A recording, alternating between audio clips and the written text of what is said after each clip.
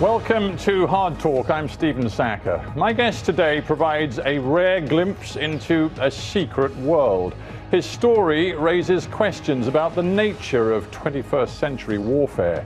Brandon Bryant joined the US Air Force straight out of college. He was picked to join one of the United States' most controversial and important military programs, the deployment of armed unmanned aerial vehicles, drones, to hunt down and kill some of America's most dangerous enemies. The experience has left him haunted and angry. Why?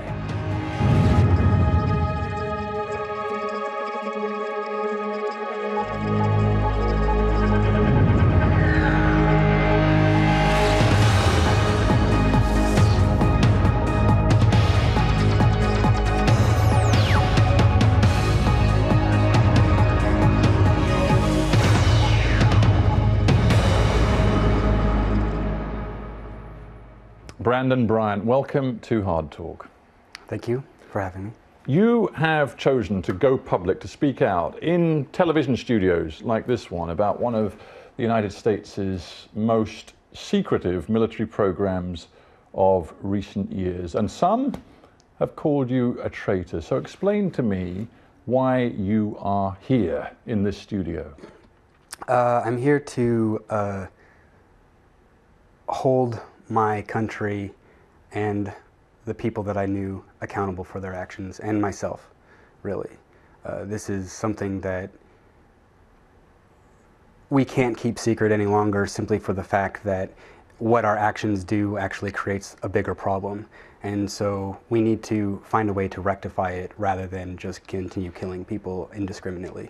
And we are going to go through your career from beginning to end, but just one big point that comes out of your first answer. You felt, did you, during your time of service in the drones campaign, you felt a fundamental lack of accountability, did you? Very much so. I actually reported 3 incidences to the Inspector General's office, and none of them, I don't know if any of them took hold, and I was never contacted about any of them. No one wants to hear you complaining. There are people overseas that are on the ground doing this job, fighting a war, and you're in Vegas living a cushy life. Right. Well, people are going to hear you today, millions of them watching Hard Talk, so let's go through this from beginning to end. Right, you joined up. You became an airman straight out of college. I actually had only a year of college. Yeah, but the point is you ended up in uniform, and it seems to me an interesting choice, because you've said since that you never intended or joined up to kill people, because militaries do tend to get involved in killing people, so that raises a question. What was it, do you believe, that the Air Force saw in you that made them believe you could be a useful asset for them? I scored a 92 on my ASVAB test out of 98. Now, what does that prove? So that's just like the aptitude test. It's what jobs that you're available to do, what you're, like, it's mental skills, verbal skills, mathematics, linguistics. They give you this test, and then they rate you. Average is about 50 or less, 45 maybe.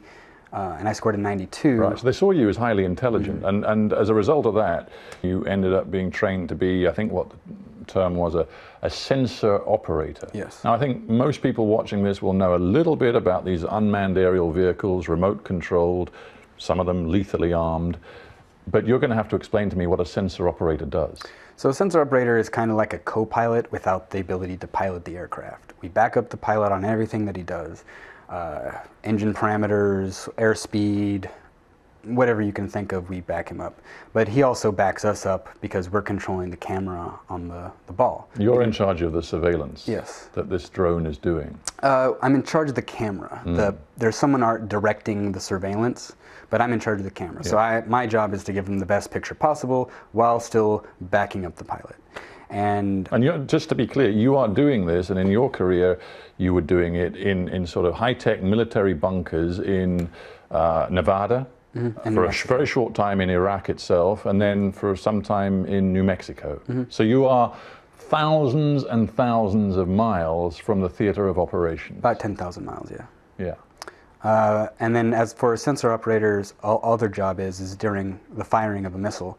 It's a two-trigger system. The pilot has to be, or I have to be firing the laser for the pilot to be able to fire the missile. So I fire the laser at the target. Target gets lased or sparkled or whatever you want to call it. So you laser the target, and then the pilot 3-2-1 rifle pulls the trigger, and then we guide the missile to target. I just wonder, when you were going through the training, and you're this highly intelligent guy who's been, you know, in a sense, cherry-picked for this particular secretive mission, did you feel as you were being trained that, hey, this is fun, this is like sort of gaming, this is like the sort of video games that I play at home? Not necessarily. That was actually probably the biggest thing. Doing the drone program has destroyed my ability to play video games, actually. I don't enjoy them anymore. But was there any sort of any comparison to be drawn between the sorts of experiences you have on a game console and the sorts of things that you were then trained to do as a military man operating a lethally armed drone? The ability, the hand-eye coordination, and the ability to monitor multiple different things that's going on a screen actually helped, because we're monitoring, there's 14 total monitors in a ground control station which we fly out of. So like, it's that multitasking ability of being able to take multiple data points of information and coalesce them into one thing actually helps a lot. Right. Now, we are talking a period where you served in this drones operation from roughly 2006 to 2011. Mm-hmm. And you are involved in extremely sensitive military operations in Afghanistan, Pakistan, Yemen, all over the place. Let's go through some of the issues and real-time situations you had to deal with. I mean, starting on day one, you're operating a drone in Iraq, and you are supposed to be sort of offering surveillance protection. Convoy escort. Yeah.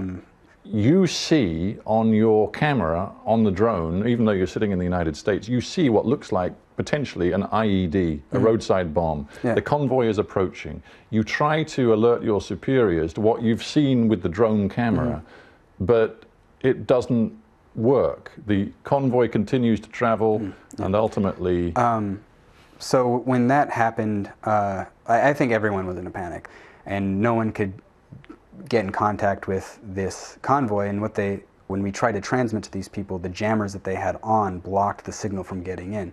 And the reason why they have these jammers is to block radio signals from IEDs around them, so that when they go over an IED that's radio triggered, they don't actually, the signal doesn't go through, and so it doesn't trigger. And ironically, that meant that they carried on, the bomb went off, and I think 2 servicemen were killed, 3 badly wounded. And you watched all this on camera unfold in front of your eyes. I don't know the names of the 3 survivors, but I feel responsible for that. I felt like my job was to make sure people got home safe, and I failed. So my career started off as my first day on the job was as a failure. And even though people said that, you know, it's not your fault, you did the best that you could, that was still what I believed intrinsically what my job was to be, to make sure people came home safe. That case, on day one, was about force protection, but you were intimately involved in the killing of more than a dozen individuals in Afghanistan and Iraq. Let's talk about one in Afghanistan. It involved a high-value target who you'd been told to watch. He was in a particular building. The decision was taken to strike. Now, as that decision was being taken, you saw what you believed to be a figure come out of that building. Just explain to me what happened. So this particular shot happened when I was coming onto shift. So all the information that I was given, or my crew was given, we were given by the previous crew. So we're told, you're going to take a shot. This is a building, 2 men are in it. That's it. So when we fired the shot, it was like an L-shaped building, and the person ran from off the screen around into the door, and it was a person. I'm not going to say that it was a dog. I was told that it was a dog, but it was a person running from off the screen around and into the building. But could it have been the high-value target? No. It was too small to be a male, adult. You suggesting to me it was a child? Yes. I believe it was a child. So you see this on the big close-up on your screen. Do you at that moment have the capacity, the ability within the system to divert the missile which has already been launched? If there was more time, probably, but there was less than 6 seconds left on the clock. So what did you do? Maintain target. Like, I asked the pilot what that was, and he's like, it don't matter. Like, they didn't care. They didn't care at all. There was no sense of compassion or caring or understanding. It was, oh, that's a tragedy. We'll just cover it up. I don't think at the time I was able to think. I was so shocked. It wasn't until I just asked, what was that? And it wasn't until afterwards, after the missile hit, I was like, did we just kill a kid? Like, you know, the shock, like, there's no recoil, there's no anything to say that we've done a shot. It's just click, click, click. We began this interview talking about that word accountability. I just wonder, after an incident like this, where, you know, the unexpected happens, the pull trigger signal is given, the missile goes off, and then you, responsible for the cameras, see what you believe to be a child right on target. What sort of post-strike investigation, accountability is there? None. Really none. The only time that people got investigated was if they crash an aircraft, that I know of directly. Though there are incidences, you know, that have been reported where friendlies have been killed or civilians have been targeted, but those are, I mean, look at, they're flying thousands of missions per month, and only how many few have been reported as actually being civilian casualties, or and the only reason those are reported is because there's unquestioning evidence from outside sources that say we did something bad. And the more information that comes out with journalists going to these locations and reporting on drone strikes and local people reporting on the drone strikes, well, we're getting a bigger picture. This is a point, a very germane point. I mean, the Bureau of Investigative Journalism in the US and other independent bodies have assessed that a couple of thousand, at least, civilians across the piece may have been killed in drone strikes since the program began, and in Pakistan the figure ranges from anything like 400 to 900, depending on how you interpret the statistics. But I'm pretty sure that most people who are in the job don't even know that. But my point is that you're saying, actually, some of the civilian deaths were deliberately and consciously covered up. But what proof do you have? My experience, what I've seen. I didn't take secret information. I didn't take any of this stuff. In fact, when that happened and I told my supervisor at the time, he just said, doesn't matter. Just leave it alone. Don't bring it up again, or else you'll get in trouble. Let me talk about a different aspect of the emotion that this brought out of you. You, again, because you're in charge of the cameras, you see everything, both before a strike and after a strike. Now, in other situations in Afghanistan, you saw that the guys you were hitting were indeed militants. You could tell from the fact they had arms, from the way they were behaving, they were Taliban. But I'm just wondering what impact it had upon you when the strike went in, and I think there was one occasion where I think 3 men were hit by one of your missile strikes. And I know in this case 2 died immediately, 1 did not, and you watched what happened next. Just describe for me the emotions you're feeling if you're in the United States, in your bunker, and you're watching what happens unfold. What's it like? Sickening. I watched a man bleed out in infrared. I watched his blood squirt out of his leg, hit the cold ground. It was January in the mountains of Afghanistan, and I watched the blood hit the ground and then cool. And then I watched his body. We watched this guy until he turned the same color as the ground that he died on. But I guess my reaction to that is horror that you saw it, and obviously compassion for any individual who's dying. But my thought is, you're a soldier. You're in a war. Throughout the history of human conflict, those who are combatants witness the most terrible things. So what is so special or different about a drone operator such as yourself having to see the consequences of fighting a war? Because this type of warfare is the most cowardly type of warfare that there has ever been created. And in that moment, that was my first shot that you just mentioned, I felt like a coward. I felt like the worst coward. I'd betrayed my beliefs. I'd betrayed everything that had ever been built up. But you had defended your nation. But see, even that first shot, I don't believe that they were insurgents. Just because they were carrying weapons, they never fired at anyone. They were 3 men walking down a road. And I believe that it is my duty as a warrior to give men an opportunity to not do harm to another person. And these men were not doing harm to anyone that I had seen, that anyone had seen, and we killed them anyway, simply for the fact that they had weapons. You, as one of your key missions before you left the military, were tasked with joining the hunt for Anwar al-Awlaki, one of the leaders of Al-Qaeda in the Arabian Peninsula, hiding out in Yemen. You have since said that you feel that you were being asked to betray the US Constitution and the US public by getting involved in that hunt, which of course after you left ended with his assassination in a drone strike.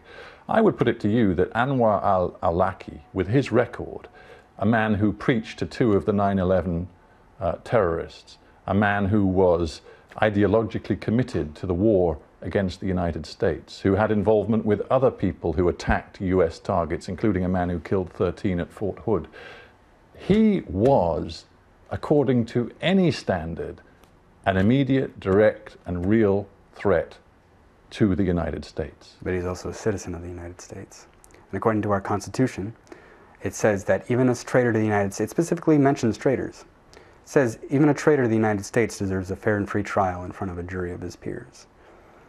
If you look at Anwar al-Awlaki's history, you'll see that he was actually one of the biggest proponents of peace when he was in the States. He even had lunch at the White House or Pentagon or whatever. Like, he was highly involved in very high. I think when you start saying this sort of thing, this is where you part company with many, perhaps sympathetic people in the United States who listen to some of your arguments and maybe see some merit in them. But when you start to tell me that Anwar al-Awlaki can be seen as a man of peace, you just lose them.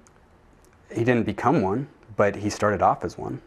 That's the real tragedy. If you look at what we have done to countries around the world, this man had every right to be angry.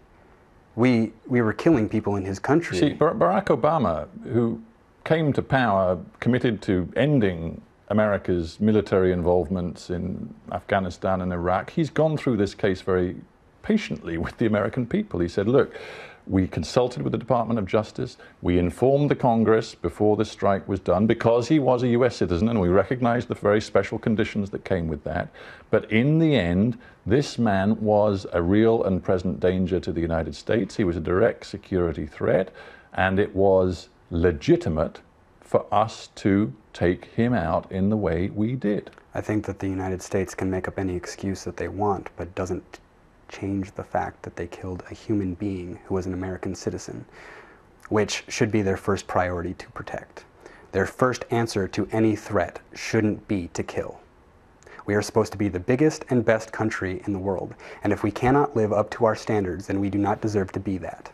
Look at the conditions that Obama set out after a degree of criticism of the use he had made of drone strikes, more, it should be said, substantially more than George W. Bush ever did. Obama in 2013 made a major speech and he said, look, I want to be clear now about how we do these drone strikes. He said that they're only authorized at the very highest levels under certain conditions. Authorized when there is a continuing imminent threat to US citizens, there must be a near certainty that the terror target is present and that civilians are not present. And he said there must be no alternative that is viable or realistic. Do you accept that those conditions have changed the reality since you left the military and far fewer civilians have been killed since? It doesn't seem so, not with the reports that I've read. And I would also like to point out that justifying something like that gets a lot easier every time that you do it. Because when you cross a boundary, you're more likely to cross another boundary. And that's what I see with my government and with people that are in charge of this type of technology, is they just justify the use of it. There's no real reason to continue progressing warfare in this type of way without trying to find a diplomatic solution. Surely the justification, and this is, I think, what the American people believe, according to the opinion polls done by Pew Research and others, the justification is that the United States, with its drones, has severely degraded the capacity of Al-Qaeda and the Taliban in Afghanistan/Pakistan to conduct operations. They have taken out a whole cadre of leaders. You could say the same of Al-Shabaab in Somalia and some key leaders of Al-Qaeda in Yemen. How many times have these people died? I know there's at least one guy who has died at least 7 times because they say that they get him in a strike and then they've realized that they killed the wrong person. Do you have any alternative to, given that we are talking about states where centralized authority has broken down, violent and unstable nations like Somalia, like Yemen, do you have any alternative proposal for how America can deal with these individuals who threaten, who believe they are at war with the United States? Find a diplomatic solution. Be the bigger person and try to do peace talks, public peace talks. Try to do peace talks? Public peace talks, yeah. And you think that is a viable alternative that the American people would accept? I would hope so, because at what price have we been progressing this war? How many millions of people have we killed compared to the thousands of people that we have had killed? You are very angry, aren't you? I am very angry. Is it partly because you feel damaged? I mean, do you feel a very changed individual as a result of what you've been through over the last 7, 8 years? Yeah, of course. I lost my innocence. I lost the person that I wanted to be. I no longer dream.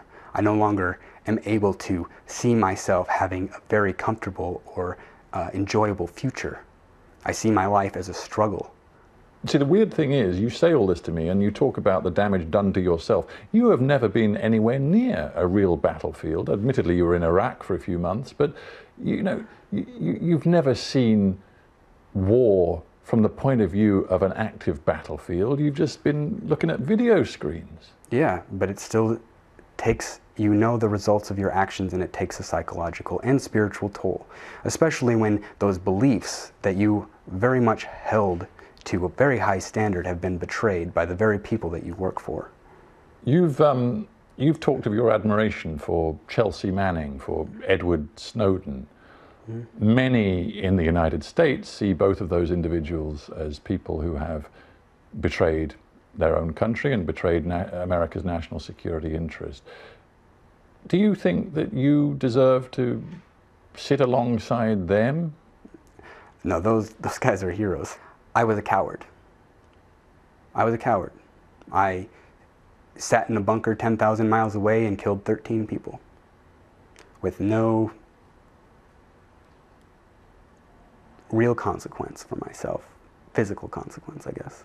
A final brief thought, because we're almost out of time. If you had your time over again, would you choose never to have signed up to take part in the drone program, or would you actually still take the decision to be involved because you then could be in a position, as you put it, to be an informer to the American public about what is really going on? If you had the time over, which would you choose to do? I would stay in. I would have. I would redo it all over again. All the pain and all the heartache and all that bad stuff that I've experienced, I would experience it all over again because I know that I did the right thing. All right. Brandon, Bryant, we have to end there, but thank you very much for being on Hard Talk. Thank you very much.